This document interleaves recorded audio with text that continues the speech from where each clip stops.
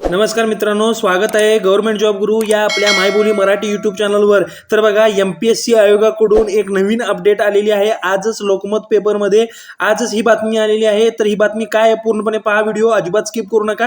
तर चला व्हिडिओला सुरुवात करूया। तर बघा, MPSC परीक्षा ही पुढे ढकलण्याची मागणी करण्यात आलेली आहे। तर बघा, पूर्ण सविस्तर माहिती आपण यामध्ये बघूया। 25 डिसेंबर रोजी आयोजित करण्यात आलेली MPSC ही जी परीक्षा ही पुढे ढकलण्यात यावी अशी मागणी अनिल परब यांनी विधान परिषद केली आहे। विशेष उल्लेखाद्वारे त्यांनी हा मुद्दा उपस्थित केलेला आहे। बघा, 25 डिसेंबर रोजी जी इतरही काही सरकारी विभागाच्या परीक्षा आहेत, त्यामुळे अनिल परब सरांनी ही विधान परिषदेमध्ये याची पुढे ढकलण्याची मागणी केलेली आहे। बघा, 25 डिसेंबर रोजी जी परीक्षा होती ती पुढे ढकलण्याची मागणी यांनी केलेली आहे।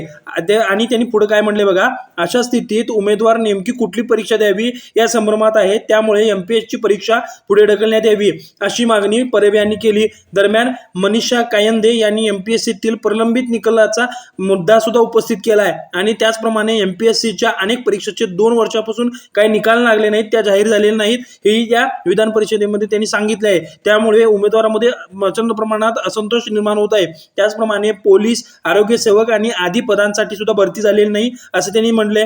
काही विभागामध्ये शिफारस नसल्यामुळे नियुक्ती पत्र पण जारी झालेले नाही असेही त्यांनी म्हणले। त्यामुळे भरती प्रक्रिया तातडीने पूर्ण करण्यात यावी अशी त्यांची मागणी आहे। बघा, अनिल परब आणि कायंदे मॅडमनी याप्रमाणे प्रकारे विधान परिषदेमध्ये आपल्या मागण्या टाकलेल्या आहेत। तर तुम्हाला याच्याबद्दल काय वाटते कमेंट करा आणि चला अशाच एका नवीन अपडेटमध्ये पुढच्या व्हिडिओमध्ये भेटूया।